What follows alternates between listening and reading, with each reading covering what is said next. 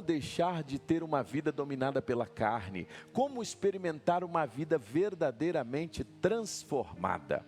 E a gente viu que essa é a resposta de Paulo em Romanos 8, porque Paulo gasta os 7 primeiros capítulos de Romanos falando sobre o pecado, a dominação do pecado sobre a nossa vida. E hoje mesmo aqui na EBD nós estudamos o capítulo 7, quando Paulo chega naquela crise que de todos nós passamos por ela, que é o mal que eu não quero fazer, esse eu faço. O bem que eu gostaria de fazer, esse eu não faço. Paulo então termina o capítulo 7 falando sobre essa luta contra o pecado. Aí ele abre o 8 dizendo que agora, ele dá um grito de esperança. Agora, portanto, nenhuma condenação há para os que estão em Cristo Jesus, pois em Cristo a lei do Espírito da vida os libertou da lei do pecado que leva à morte. E nós aprendemos na semana passada, nos primeiros 4 versículos, 3 verdades preciosas: que nenhuma condenação há para quem está em Jesus. Satanás já não tem mais poder sobre aquele que está em Cristo. Nós aprendemos também que o Espírito Santo nos libertou da escravidão do pecado. E de maneira preciosa, nós vimos que a lei era insuficiente para nos libertar. A lei existia para nos acusar, mas ela não é capaz de nos libertar. Mas Cristo nos liberta e nós fomos livres pelo Espírito de toda a escravidão do pecado. E nós terminamos aqui aprendendo que agora, com uma nova vida em Cristo, sendo justificados por Cristo, Ele produz em nós uma nova maneira de viver. Aí é o novo nascimento. E aí nós aprendemos que agora em Cristo nós somos nascidos de novo. Resumo da semana: todos os dias uma devocional pela manhã. Já não há condenação para os que estão em Cristo. Qual é a pergunta de hoje que Paulo vai responder, que a gente vai seguir estudando Romanos 8? Se nós já somos justificados em Cristo, pode passar, filha, é aquela primeira tela de perguntas. Se nós fomos justificados em Cristo, como então essa nova vida vai se manifestar? Como essa nova vida? Porque Paulo vai falar agora sobre a necessidade de uma nova mente. Porque quando nós estamos em Cristo, essa transformação, meus irmãos, ela é de dentro para fora. Como um cristão vai viver? Como nós vamos viver agora? Uma nova mente para uma nova vida. É isso que Paulo quer nos ensinar, uma nova maneira de pensar, porque agora nós estamos em Cristo. Uma coisa interessante, quando a gente para pensar nisso, Paulo vai nos ensinar, irmãos, que a verdadeira transformação, ela não é de fora para dentro, ela é de dentro para fora. E quando a gente pensa num processo de uma transformação de dentro para fora, a gente começa pensando que o centro da nossa vida, a nossa transformação interior, ela começa e ela caminha, e a gente diz assim, a gente até bota a mão assim, a partir do nosso coração. E de fato, mas o nosso coração é aqui, ó, é a nossa mente. E falando em coração, nós somos uma geração que quando a gente está diante dos dilemas, diante das circunstâncias, das decisões, tem uma coisa difícil para fazer. Alguém vira para você e fala assim: Everton, ouça o seu coração. Você já ouviu isso, Everton? Já ouviu isso, pastor Jair? Aquela circunstância difícil que a gente precisa tomar decisão, está numa luta danada, tem que fazer alguma coisa, e alguém vira e fala assim: ouça o seu coração. Quem já ouviu isso aqui? Ouça o seu coração. Irmãos, esse conselho ele é furado demais. Sabe por quê? Porque o nosso coração é enganoso. A Bíblia vai dizer, o profeta Jeremias vai dizer que o nosso coração, ele é extremamente enganoso. O coração humano é enganoso. Por isso que antes de ouvir o nosso coração, nós precisamos viver o que Paulo escreveu no capítulo 12 de Romanos, quando ele diz que nós precisamos de uma renovação de mente, porque se a mente não for renovada em Cristo, o coração vai por um caminho que não é a vontade de Deus. E às vezes nós queremos ouvir um coração sem ter a mente renovada. E se a nossa mente não for renovada em Cristo, transformada pelo Senhor, irmãos, nós tomaremos decisões, iremos andar, iremos caminhar com um coração enganoso. E aí nós precisamos parar e perguntar o que a Bíblia vai nos ensinar sobre isso. Quando a gente chega agora nos versículos a partir do verso 5, porque a batalha, irmãos, da santificação, ela está aqui, na nossa mente. Todos os dias, irmão Evaldo, Satanás está trabalhando para que na nossa mente, e claro, vindo ao nosso coração, nós possamos desviar o nosso foco daquilo que é a vontade de Deus. Pastor Alain, pastor Sammy Tips tem um dos livros que para mim é o melhor livro de batalha espiritual. Qual é o tema dele? Preparados para a batalha. E o que esse livro ensina? Que a maior batalha de um cristão, ela é a batalha de mente. É diária, é aquele momento que você está, todo mundo está olhando para você e parece que você está calado, mas você não está calado, você está trabalhando aqui, o tempo inteiro, e daqui vem as ansiedades, daqui vem as angústias, daqui vem os questionamentos, daqui da mente a coisa começa a trabalhar. E aí, meus irmãos, uma coisa importante a gente entender: o pecado na nossa vida, antes de se tornar algo prático pelo nosso corpo, ele se torna primeiro algo prático na nossa mente. E aí ele domina a nossa mente. Só que tem uma coisa: da mesma forma que o pecado domina a nossa mente e nós erramos, a graça domina a nossa mente, e a nossa mente começa a ser renovada pelo poder do Espírito Santo. É por isso que a gente precisa ter claro uma coisa: o que domina a nossa mente domina a nossa vida. Eu queria que você repetisse isso comigo: o que domina a minha mente é o que domina a minha vida. Vamos mais uma vez? O que domina a minha mente domina a minha vida. Quer ver um exemplo? Lembra aquela hora assim que o medo tenta tomar conta de você? Tem horas que na nossa vida o medo quer tomar conta da gente, e ele vem, e aí começa a vir na nossa mente que aquilo não vai dar certo, que aquilo não vai caminhar.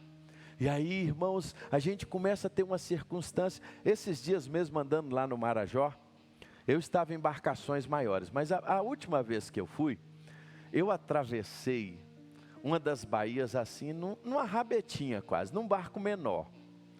E no meio daquele caminho eu comecei a pensar: gente, e se esse barco entrar água? E eu já logo não esqueci, eu nem lembrei, eu não tinha esquecido que eu não sei nadar. Eu estava de colete, mas naquele negócio, daquele tamanho, o que vinha na minha mente toda hora? E aí de repente eu disse assim: misericórdia, Senhor, está repreendido, vamos sair do outro lado e vamos sair bem. Mas se eu deixasse aquele sentimento tomar conta da minha mente e do meu coração, o que ia acontecer comigo? Daqui a pouco eu ia começar a suar frio, daqui a pouco eu ia ter uma crise de ansiedade. Pensa bem na sua vida como as coisas acontecem, não é assim? É quando você menos espera, alguma coisa toma a sua mente. E se você não se posicionar diante de Deus, o que vai tomar conta da sua mente? Olha, meus irmãos, muitas coisas que nós passamos é porque a gente ainda não entendeu que uma vida edificada no Espírito começa por uma mente renovada em Cristo.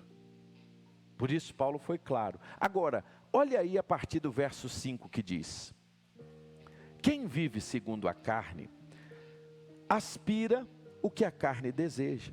Mas quem vive de acordo com o Espírito, aspira ao que o Espírito deseja. A aspiração da carne produz morte, mas a do Espírito conduz à vida e à paz. Porque a aspiração da carne é inimizade contra Deus, pois não se submete à lei de Deus, nem pode fazê-lo. Quem é dominado pela carne não pode agradar a Deus. Entretanto, vocês não estão sob o domínio da carne, aleluia, mas do Espírito. E se de fato o Espírito de Deus habita em vocês. E se alguém não tem o Espírito de Cristo, esse não pertence a Cristo. Mas se Cristo está em vocês, o corpo que está morto por causa do pecado, entretanto o Espírito está vivo. Ou o Espírito é vida por causa da justiça. Agora, se o Espírito daquele que ressuscitou Jesus dentre os mortos habita em vocês, aquele que ressuscitou Cristo dentre os mortos, também dará vida ao corpo mortal de vocês, por causa do Espírito dele que habita em vocês. Paulo terminou os primeiros 7 capítulos falando que a nossa condenação por causa do pecado era a morte. Nós estávamos separados de Deus por causa do pecado. Mas agora Paulo vai nos apresentar uma nova condição, que em Cristo nós somos livres. Mas Paulo vai nos mostrar, irmãos, uma verdade. Paulo vai dizer que aquele que agora está em Cristo é livre, ele precisa ter uma vida dominada pelo Espírito. Porque não existe 3 grupos aqui. Paulo vai dizer o seguinte: há pessoas que são dominadas pela carne e aspiram às coisas que a carne deseja, e há pessoas que foram dominadas pelo Espírito de Deus, e pelo Espírito de Deus elas querem agradar a Deus. Existem apenas 2 formas: ou nós somos dominados pela carne, ou nós somos dominados pelo Espírito. Ou vivemos segundo a nossa carne, ou vivemos segundo o Espírito. E aqui, quando Paulo está falando de carne, ele não está mencionando desse corpo, ele está falando sobre o sistema pecaminoso que habita em nós, que nós herdamos, como nós aprendemos já no capítulo 5, por causa de um só homem veio o pecado no mundo. E esse pecado veio até nós, e por causa do pecado de Adão, todos nós pecamos. Mas em contrapartida, por causa da morte e ressurreição de Jesus, todos nós agora podemos ser alcançados pela graça de Deus. Mas Paulo vai nos ensinar aqui, nesses versículos que nós estamos expondo hoje, na continuidade da mensagem do domingo passado, 3 verdades preciosas. E a primeira delas, sabe qual é? É que a mentalidade da carne todos os dias luta na nossa vida e ela nos conduz à morte se a gente não tomar cuidado. A mentalidade da carne, ela produz isso conosco. Olha o que diz o verso 5. Marque aí na sua Bíblia, se puder, sublinhe esse texto. Quem vive segundo a carne, aspira o que a carne deseja. Há uma versão que tem o verbo inclinar, não sei se é a sua. A maioria das versões usam o verbo, Pedro, inclinar. Os que se inclinam para a carne, cogitam das coisas da carne. A ideia do inclinar aqui é ser orientado, e orientado não por um momento só, mas é ter uma vida orientada e dirigida pelo sistema pecaminoso, pelo mundo, pelas coisas que desagradam a Deus. Não significa apenas errar ocasionalmente, mas trata daquilo que domina a nossa mente. Aqui Paulo está dizendo que um homem que é dominado pela carne, ele tem a sua mente dominada durante todo o tempo. É aquilo que controla os seus desejos, é o que controla os seus afetos. É muito mais do que o corpo físico, é uma natureza humana caída, inclinada e independente de Deus. É disso que Paulo está dizendo. E Paulo está dizendo que este homem caído, afastado de Deus, ele pode até parecer moralmente correto, ele pode até ser religioso, ele pode até de alguma forma ser bem sucedido, mas ele continua e ele permanece diante de Deus. E Paulo vai dizer que esta inclinação para a carne, qual será a consequência dela? O quê? Morte. E aqui não é apenas a morte física. É a morte espiritual, é o afastamento de Deus. E aqui não é apenas a morte nesse tempo presente, mas é de fato aquilo que nos afasta do Senhor. É uma vida separada da doce presença de Deus. E aí, irmãos, é uma existência marcada por um vazio espiritual. É uma existência marcada por muitas vezes não saber o que é a alegria de estar na presença de Deus. Vive uma vida longe de Deus, sem fé, sem esperança, e aí anda de um lado para o outro, como um barquinho levado pelas ondas. Paulo falou isso em outros textos. Quando você abre, por exemplo, Efésios capítulo 2, Paulo vai dizer: vocês estavam mortos nas vossas transgressões e nos seus pecados.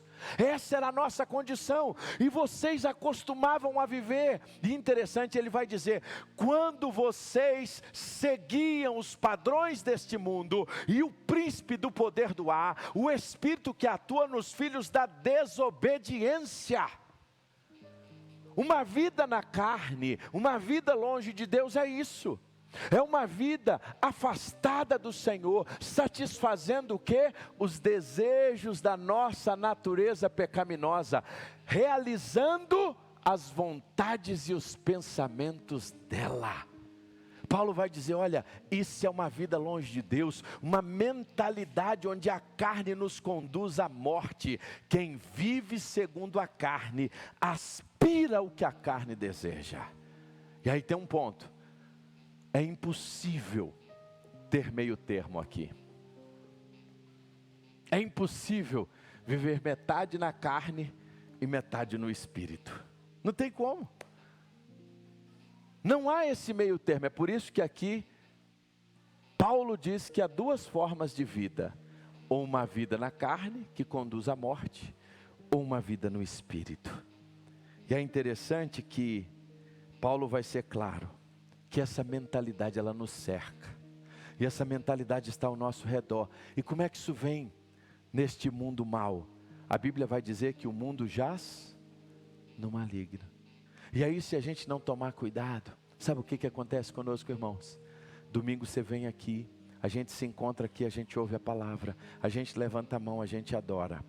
Mas durante a semana o que acontece? Eu não busco mais a palavra, eu não leio a Bíblia, eu não tenho tempo de oração, eu não tenho tempo de busca da presença de Deus. Pelo contrário, na minha mente, no meu coração, e ali eu começo a colocar dentro da minha mente, do meu coração, coisas que só alimentam a minha carne, desde as notícias, o entretenimento. Irmãos, o entretenimento é um presente de Deus na nossa vida e é o descanso. Mas se nós não tomarmos cuidado, o entretenimento pode ser uma obra da carne. As ideologias, o consumismo, tudo que nos tenta moldar ao pensamento desse tempo. E aí, uma pergunta que a gente precisa fazer: não é o que está ocupando alguns minutos do nosso dia, é mais do que isso, é o que está formando a nossa maneira de pensar. Porque se nós não tomarmos cuidado na palavra, daqui a pouco a gente vai começar a defender pensamentos, ideologias, que para o mundo e para a carne são naturais. Para o mundo jaz no maligno é natural.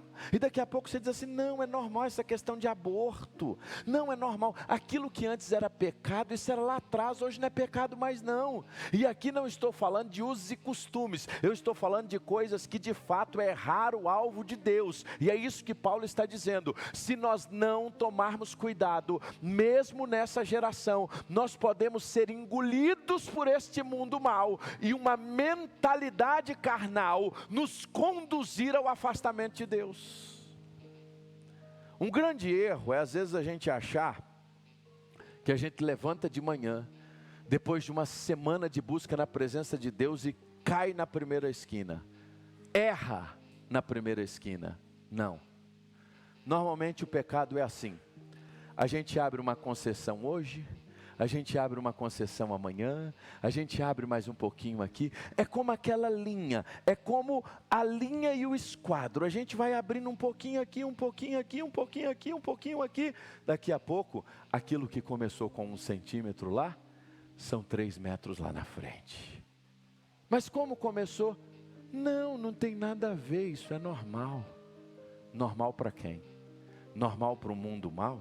normal para um mundo que é condicionado pelo pecado. E a grande questão é: o que está formando a sua mente? O que está formando a sua semana? O que está formando a minha semana? E aí a gente para e pergunta: quanto tempo eu estou gastando com as coisas de Deus? Quanto tempo eu estou ouvindo a Deus na palavra? Quanto tempo eu estou me dedicando a um tempo de devoção? Porque Paulo acaba de nos ensinar: quem vive segundo a carne aspira aquilo que a carne deseja. Não tem como, irmãos, a gente passar a semana inteira sem ouvir a Deus. Não tem como a gente passar a semana inteira sem buscar na palavra. Não tem como a gente passar a semana inteira sem ouvir adoração, adorar o Senhor na nossa casa, prestar culto no nosso lar, ter um tempo devocional. E a gente vai resistir como?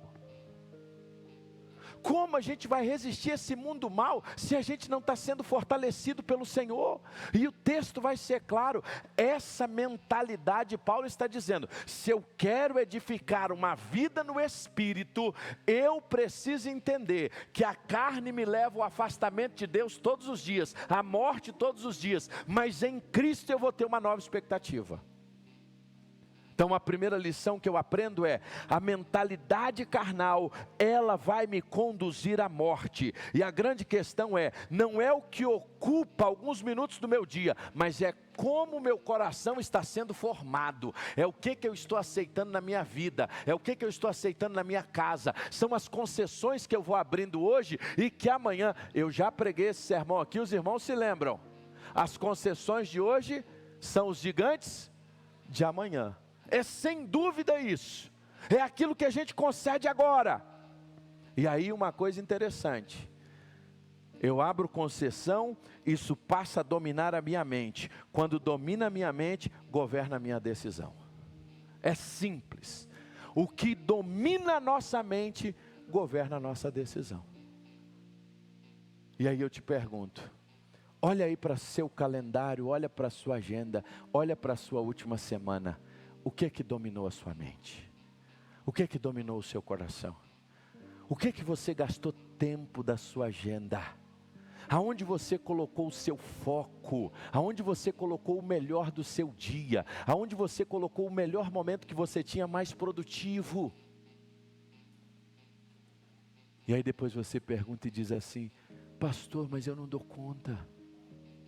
Aí nessas horas que nós lembramos quando Paulo diz que não há tentação que venha sobre nós, que nós não possamos resisti-la, mas nós só vamos resisti-la, ou resistir à tentação, se nós estivermos dominados pelo Espírito. Porque se nós estivermos dominados pela carne, o que vai ser produzido? Morte, porque é isso que a Bíblia acabou de dizer. A aspiração da carne conduz à morte. Mas em contrapartida, o texto continua. E aí, irmã Sirlene, vem a segunda verdade. A segunda verdade é tão clara como a primeira. A mentalidade carnal conduz à morte, mas a mentalidade no Espírito conduz o quê? A vida, irmãos. E aí, Paulo é maravilhoso em nos ensinar isso. Se você notar, a expressão no verso 6 vai dizer: mas a aspiração da carne conduz à morte, mas a do Espírito conduz à vida e à paz. Não é só a vida, é vida e o que? Paz. Paulo não afirma, irmãos, quando ele menciona isso, que nós como cristãos vamos deixar de enfrentar lutas. Mas ele está dizendo: olha, vocês vão ter uma nova direção. Vocês vão ter no meio de tudo isso uma nova forma de enxergar. No meio de tudo isso, o mundo está caindo. O Espírito Santo de Deus vai produzir na sua mente, no seu coração, uma nova maneira de pensar. Você vai começar a amar aquilo que Deus ama. Você vai começar a rejeitar aquilo que entristece o coração de Deus. E você vai começar a olhar para uma vida na perspectiva da palavra, do reino de Deus. E por que ele menciona vida e por que ele menciona paz? Vida, porque nos primeiros 6, 7 capítulos ele diz que nós estávamos mortos por causa dos nossos pecados, e a morte nos afastou de Deus. Aí agora ele diz assim: vocês terão vida, é contrário de morte, mas ele diz que nós teremos o quê? paz. Por que que nós teremos paz?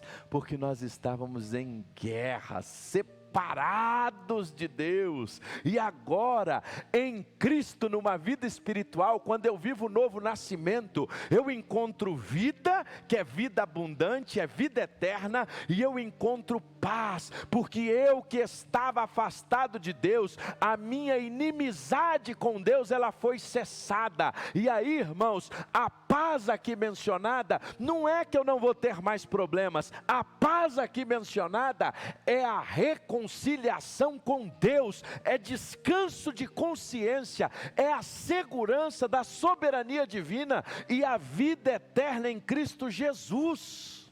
É disso que Paulo está dizendo.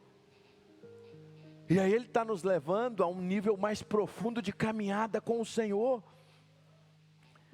Ah, irmãos, sem regeneração, irmãos, sem novo nascimento, ninguém consegue viver uma vida que agrade a Deus. A verdadeira obediência, irmãos, ela vai nascer de uma nova natureza. E talvez aqui seja um dos pontos em que nós mais nos frustramos. Sabe por quê? Porque às vezes, eu e você temos expectativas equivocadas. E sabe qual é uma expectativa equivocada, irmão Carlos? Às vezes nós queremos que o outro produza e desenvolva, melhor dizendo, o fruto do Espírito. A gente gostaria que as pessoas com quem nós nos relacionamos, elas fossem cheias de paz, cheias de amor, cheias de benignidade, cheias de bondade, cheias de fidelidade, cheias de mansidão, cheias de domínio próprio. Ah, se domínio próprio vendesse na farmácia. Ah, se paz vendesse na farmácia. Essas características que eu acabei de dizer, elas se encontram aonde? Gálatas capítulo 5, versículo 22. Mas o fruto do Espírito é amor, paz, alegria, benignidade, bondade, fidelidade, mansidão e domínio próprio. Contra estas coisas não há lei, não há acusação. Só que às vezes nós queremos que o outro tenha estas características, só que ele não nasceu de novo. Como alguém que não nasceu de novo vai ter as características daquilo que é fruto do Espírito? Vou repetir isso. Como alguém que não nasceu de novo vai ter as características de algo que só o Espírito Santo de Deus produz? É disso que Paulo está dizendo. Que agora em Cristo, uma mentalidade conduzida pelo Espírito, vai nos levar, é por isso que ele termina escrevendo aos Filipenses, dizendo que, finalmente, irmãos, pense em tudo que é verdadeiro, tudo que é digno de respeito, tudo que é justo, tudo que é puro, tudo que é amável, tudo que for de boa fama, tudo que houver alguma virtude, isso então, pensai. É isso que deve ocupar a nossa mente, em coisas boas, em coisas do alto. E aí, Paulo escrevendo aos Colossenses vai dizer: se já ressuscitastes com Cristo, buscai as coisas que são de cima, aquilo que está sentado à destra de Deus, aonde Cristo está. Pensai nas coisas de cima e não nas da terra, irmãos. Mas nós estamos fazendo o contrário. Nós passamos a semana inteira, irmãos, só enchendo a nossa mente, o nosso coração, com nada de Deus. E aí você quer ser manso. Como é que você vai ser manso desse jeito? Como é que você vai ter domínio próprio se você não está cheio de Deus? Como é que você vai ser? Irmão, pensa bem, fruto do Espírito: amor, alegria, paz, benignidade, bondade, fidelidade, mansidão e domínio próprio. Você já sai de manhã botando para rachar, irmão. Tu nem orou, como é que tu vai ter domínio próprio, irmão? Tu sai no trânsito, tu não falou com Deus, tu não falou com ninguém. Tu levantou parecendo que tu não conhece ninguém. E tu entra no carro e tu vai embora. Aí na hora que passa o primeiro do teu lado, tu já dá um xingão. Eu nunca vi isso. E tu acha que isso é normal, e tu está tratando as coisas, aí sabe por quê? Porque a minha e a tua mente, quando a gente age assim, nós estamos sendo dominados, pelo Espírito Santo? É o Espírito Santo que está nos dominando quando a gente age assim? Não, irmãos, nós estamos sendo dominados pelo velho Adão que habita em nós. Hoje a irmã Andréa falou aqui da história dos 2 lobos na escola bíblica, que é a que eu conheço como de 2 cachorros. O homem tinha 2 cachorros, ele sempre levava os 2 para brigar, e sempre o que ele apostava ganhava. E aí o povo começou a ficar intrigado com aquilo, até que um dia arrocharam ele, disse assim, mas por que sempre que você aposta, ganha? Ele disse assim, eu vou contar para vocês, é simples, o que eu quero que ganhe na hora da batalha, durante a semana eu cuido bem dele, eu dou comida, eu trato ele bem. O que eu quero que perca, eu só faço uma coisa, eu largo ele para lá, não alimento ele com nada. Ainda que os 2 pareçam fortes no início, quem vai vencer? Quem está alimentado, irmão. Quem vai vencer na nossa vida, irmão? Quem vai vencer?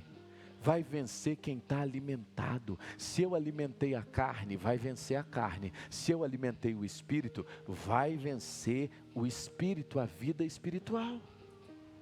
É por isso que Paulo, quando escreve aos Coríntios, ele vai dizer assim, eu não vos posso tratar como espirituais. Por quê? Porque eles estavam sendo alimentados por obras da carne, divisões, contendas. E nós estamos falando de quem estava na igreja. Gente como eu e você.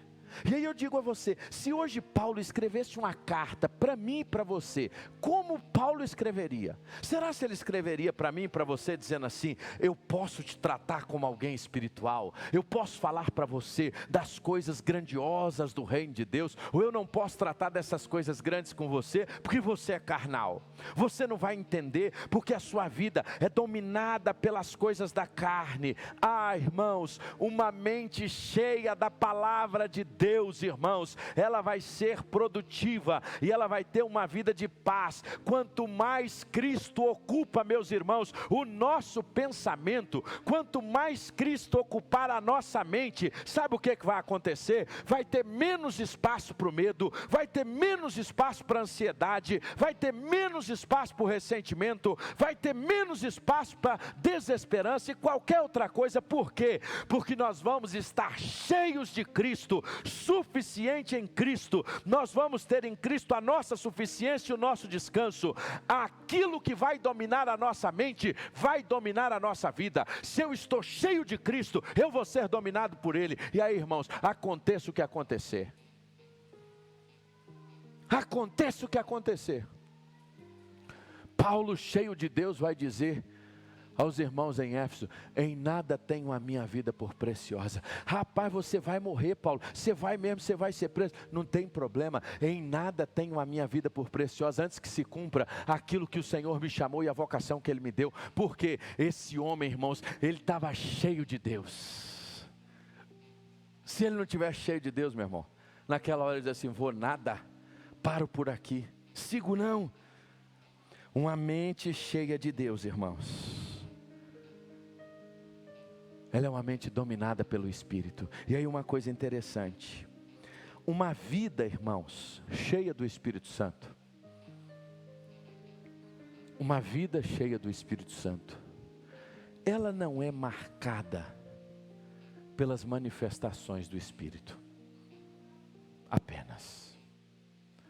1 Coríntios capítulo 12, 13 e 14, Paulo escrevendo à igreja de Corinto, ele vai falar, e no Novo Testamento, quando ele escreve também à igreja de Éfeso, ele falando sobre o Espírito Santo, ele fala sobre 3 coisas. Ele fala sobre dons, certo? Ele fala sobre serviços e manifestações. Normalmente, a gente dá um valor danado sobre o quê? Manifestação. Já notou? Melhor, dom, fruto e manifestação. Nós falamos muito de manifestação, falamos um pouco de dons, mas falamos muito pouco de quê? De fruto. E às vezes a gente julga a espiritualidade pela manifestação.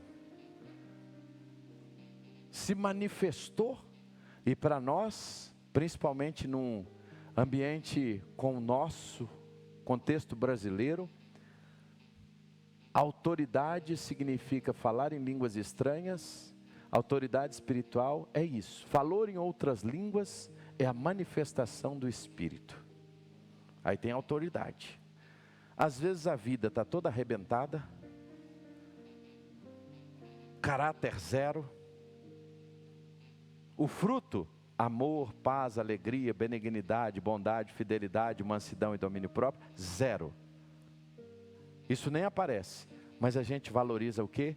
Manifestação. Esse é um grande equívoco, irmãos. Nós precisamos entender, irmãos, que manifestação sem fruto tem alguma coisa errada. Não passa de criancice. É por isso que Paulo, quando trata os coríntios, ele vai dizer: eu vou ter que tratar vocês como crianças. Porque tem muita manifestação, mas tem pouca maturidade. E nem estou aqui dizendo que a manifestação não existe, porque é bíblica, ela está lá. Só que ela é acompanhada de uma série de orientações que também está lá. Só que muitas vezes nós esquecemos disso, aí achamos que uma vida cheia do Espírito Santo é uma vida cheia de manifestação. Não, irmãos, uma vida cheia do Espírito Santo é uma vida marcada pela mente renovada, transformada, aonde o fruto é visto. Mesmo quando nem precisa dizer. Irmão, ninguém precisa dizer. O cara não precisa dizer assim: eu sou bondoso. É interessante que o fruto você não precisa dizer que você tem. Já notou? O fruto do Espírito é assim: você não precisa dizer que você é manso. Deixa só acontecer, irmão. Nós vamos ver se o negócio é ou se não é. Deixa só você ser instigado um pouquinho, que aí nós vamos saber quem é que domina. É por isso, irmãos, que a questão não são as manifestações. A questão é uma vida onde o fruto do Espírito é demonstrado dia após dia, e fruto será consequência de uma vida cheia de Deus. Uma vida guiada pela carne produz morte, uma mentalidade guiada pelo Espírito vai produzir vida. Agora eu termino com a terceira e última lição. Paulo vai dizer uma coisa interessante, verso de número 9, o que diz aí? Se alguém não tem o Espírito de Cristo, este não pertence a Cristo. Eu queria que você lesse esse texto comigo. Se alguém não tem o Espírito de Cristo, este não pertence. Vamos mais uma vez. Se alguém não tem o Espírito de Cristo, este não pertence a Cristo. O Espírito Santo, irmãos, ele é Deus. E ele habita em nós, na vida de todo aquele que crê. A Bíblia é clara: se alguém não tem o Espírito, esse tal não é dele. Não tem como, guarda isso, biblicamente falando, eu ser um crente em Cristo Jesus e aguardar o Espírito Santo numa segunda bênção. Não fecha. Olha o que o texto está dizendo. Não tem como eu falar que eu sou um crente e não possuo o Espírito Santo. Porque o texto está dizendo: quem não tem o Espírito, esse tal não é dele. Se você crê em Jesus, você é selado com o Espírito Santo da promessa. É isso que Paulo vai dizer, irmãos, quando ele escreve a sua carta aos Efésios. E você pode marcar lá esse texto depois, Efésios capítulo 1, 13 e 14. Quando vocês ouviram a palavra da verdade, o evangelho da salvação, e creram, vocês foram selados em Cristo com o Espírito Santo da promessa, que é a garantia da nossa herança, da redenção daqueles que pertencem a Deus, para louvor da sua glória. Ou seja, é impossível alguém dizer que é crente e não tem o Espírito Santo. Esse é um dos maiores equívocos. Quantas vezes, e aí eu me lembro de um dia, esse meu jeitão assim de falar, de pregar, eu estava pregando numa igreja, e animado, estava pregando, irmãos, desse meu jeito, que os irmãos conhecem bem. Aí terminou a mensagem, eu desci, aí uma senhora virou para mim e falou assim: pastor, o senhor é pentecostal? Aí eu disse: depende do que a senhora entende por pentecostal. Depende do que a senhora acredita por pentecostal. Crê no Pentecostes, eu creio, porque a promessa de Joel, Atos capítulo 2, é o cumprimento da promessa. Se eu não crer no Espírito Santo, eu não estou crendo na Bíblia. Porque Jesus foi claro: é necessário que eu vá para que ele venha. João capítulo 14, olha, João 16, teologia do Espírito Santo pura. Jesus foi claro. Então, se ser pentecostal é crer no Espírito Santo, eu sou pentecostal e eu creio. Se a senhora acha que é isso, eu creio. Aí ela falou assim, depois de eu ter pregado, e ela me fez uma segunda pergunta. Ela disse assim: o senhor fala em línguas? Aí eu disse assim: não falo não. Aquilo para ela foi como se descredenciasse toda a exposição bíblica que eu tinha acabado de fazer. Porque para ela, ser espiritual e ser cheio do Espírito era ter uma manifestação do Espírito, que é o falar em outras línguas. Não é isso que a Bíblia ensina, irmãos. A Bíblia ensina que a presença do Espírito em nós, o que faz e garante, deixa claro que o Espírito Santo de Deus está em nós. Primeiro, se vocês ouviram a palavra da verdade, o Evangelho da salvação, e creram nele, vocês foram o quê? Selados. É isso que a Bíblia ensina. É no ato da conversão, não é uma bênção posterior. Acreditei, reconheci que sou pecador, selo. O que é esse selo? Esse selo é a garantia que separa aquele que não conhece a Deus do que conhece. É como no correio, uma carta que tem o selo vai, uma carta que não tem o selo fica. E aí o Senhor voltará nas nuvens com poder e glória. E quando Ele voltar, o que o texto diz? Que este selo é a garantia da nossa herança até a redenção daqueles que pertencem a Deus para louvor da sua glória. É este selo, é a presença do Espírito Santo na nossa vida que vai separar de quem crê em Jesus e quem não crê. Agora, o que esse selo produz em nós? O fruto do Espírito. Os dons Ele dá a quem Ele quer, a manifestação Ele dá a quem Ele quer, e mais, a manifestação que aquela senhora, com todo respeito, estava exigindo de mim, queria que eu tivesse, ela é uma manifestação que é para edificação pessoal e não para edificação da igreja, porque a edificação da igreja, Paulo vai dizer que é a profecia. O que é a profecia? É dizer o CPF do irmão? Não, profecia é abrir as escrituras e explanar a palavra de Deus para o povo, porque a revelação, irmãos, ela já está completa, é a Bíblia Sagrada, ela é a palavra de Deus, inerrante, inequívoca, é Deus falando conosco. E o que Paulo está nos ensinando? Que quando eu tenho esse Espírito produz em mim vida, e é esse Espírito que Jesus disse, Ele vos fará lembrar o que eu vos tenho ensinado. É no Espírito que nós abrimos a Bíblia e entendemos Deus falando conosco, é o Espírito que nos orienta na palavra, é o Espírito que nos dirige. O Espírito Santo de Deus, Ele é vivo, Ele é uma pessoa, e Ele é Deus em nós, irmãos. Não existe um crente em Cristo Jesus verdadeiro que não tem o Espírito, irmãos. Aí eu preciso lhe dizer uma coisa, sabe o que isso significa? Que no dia que você recebeu a Jesus, você recebeu o Espírito Santo de Deus, você não está sozinho, Deus está em você, meu irmão.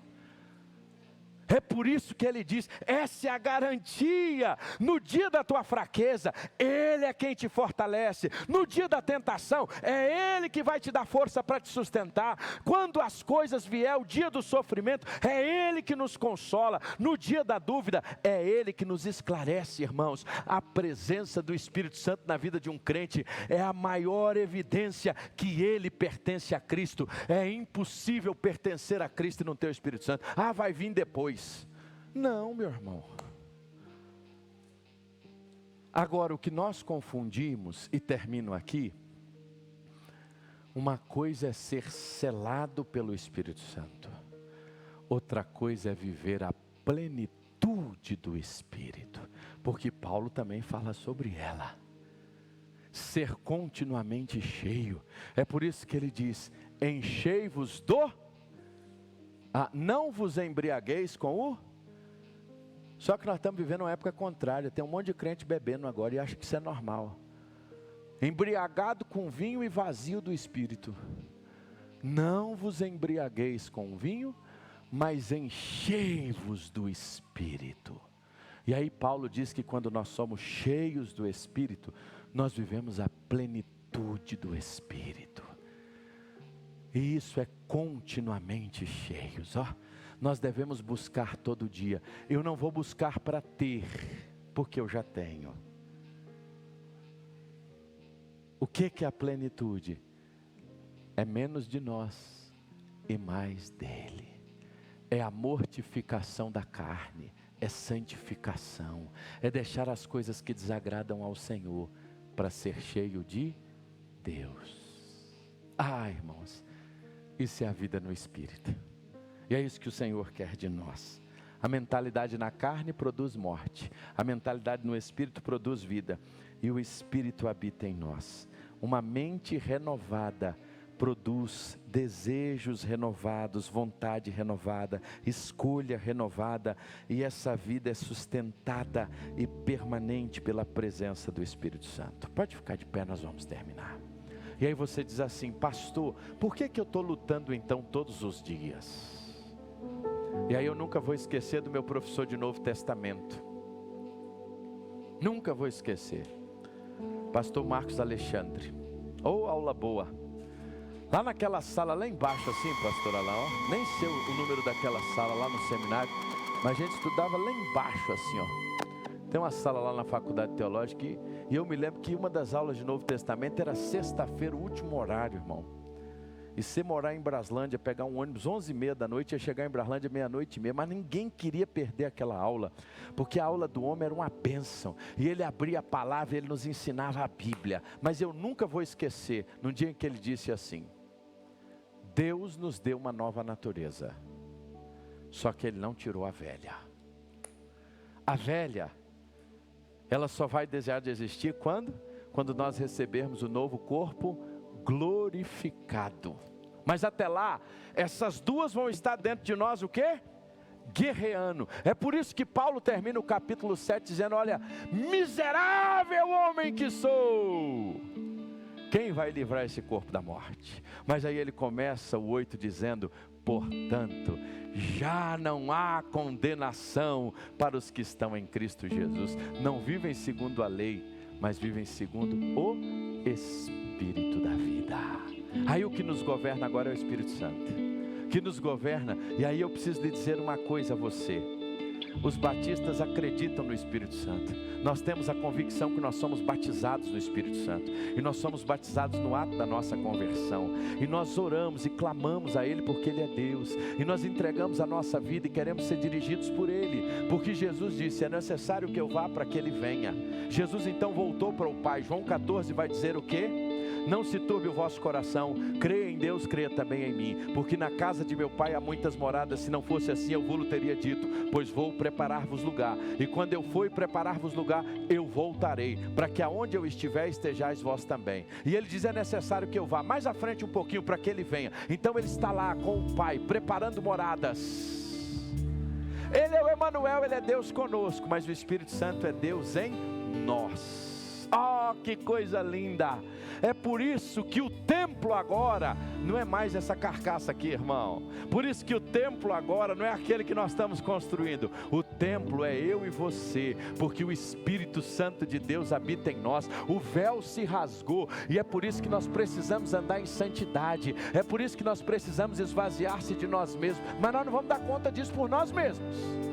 É por isso que nós precisamos nos submeter ao Espírito Santo. E a mente tem que estar cheia de Deus, palavra de Deus, adoração, coisas de Deus na nossa casa, leitura da palavra de Deus, tempo de devoção, tempo de oração, busca, presença.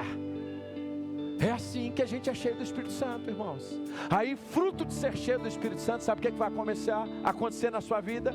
Ah, pastor, o que vai acontecer? Vai acontecer amor, alegria, paz, longanimidade, benignidade, bondade, fidelidade, mansidão, domínio próprio. Aí, minha irmã, o maridão vai olhar e falar assim: essa minha esposa está diferente, essa mulher só brigava, essa mulher reclamava de tudo, mas agora o que está acontecendo com ela? Ah, irmão, ela está cheia do Espírito. Ela agora tem domínio próprio, irmão. Agora ela não é aquela que cria quizumba toda hora, e ela quando fala, ela fala com sabedoria. E aquele marido cheio de confusão, o homem arruma confusão com tudo. E qualquer coisa, pecado, fazendo coisa errada, botando a família em risco. Mas agora ele está se enchendo de Deus. E aí quando vem a oportunidade do pecado, ele vai dizer assim: não, eu não posso fazer isso. Não é só por causa da minha família, é porque se eu errar, eu vou desonrar ao Deus que eu sirvo. Porque, irmãos, a nossa batalha contra o pecado não é simplesmente porque desonra o outro, não é porque será ruim para nós. Tudo isso é terrível, mas o pior do pecado é que os nossos erros desonram a Deus. Então quando nós dizemos não, e aí aquela música do Thales, né? Todo dia o pecado vem e me chama. Você já ouviu essa música? Todo dia ele vem e me chama. Todo dia ele vem e me chama. Todo dia ele vem e bate na minha porta. E ele vai bater o resto da vida na minha, na sua. Agora a questão é: qual cachorro você vai querer alimentar? O que você quer alimentar? Você quer alimentar a vida com Deus? Ou você quer alimentar a nossa carne? Quem tiver alimentado vai vencer. Aí eu te pergunto, qual é a decisão dessa semana? Amanhã a gente já vai postar a primeira devocional. Mas qual é o desafio? Não só dessa semana, da vida. É entender que eu preciso encontrar Deus todo dia. Se eu não me encher todo dia, se eu não buscar todo dia, irmãos, a nossa vida com Deus é igual um balde furado. Bota água num balde furado, o que vai acontecendo? Aí você tem que fazer o que para manter ele cheio? Vida com Deus é assim, todo dia tem que pôr boi. Lembra do boi? O que é o boi? Bíblia, oração e igreja.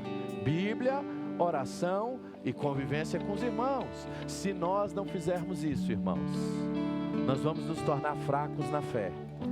E quando o pecado vir bater na nossa porta, nós vamos dizer sim. Mas quando nós estamos fortalecidos e cheios do Espírito Santo, vivendo na palavra, não é sendo perfeito, porque ninguém é perfeito, não é isso, mas é não tendo mais o prazer no erro, edificando uma vida no Espírito. Tudo isso vai começar com uma mente renovada. Sabe por quê? O que domina a nossa mente domina a nossa vida. Essa semana, o que dominar a nossa mente, vai dominar a nossa vida. Se a nossa mente for dominada pelas coisas de Deus, nós vamos ter força para dizer não a tudo aquilo que bater na nossa porta. Mas se a nossa mente não for dominada por Deus, nós vamos aceitar os pratos de lentilhas que vão chegar até nós. Vamos adorar ao Senhor.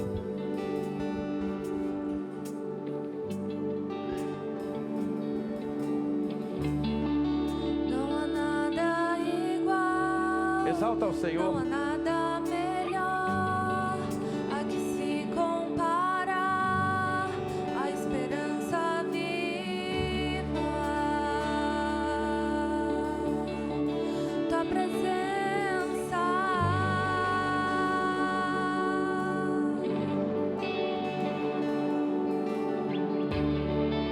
Eu provei e vi o mais doce amor que liberta o meu ser e a vergonha desfaz.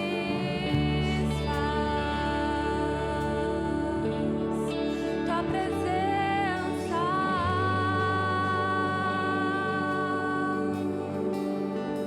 Diga.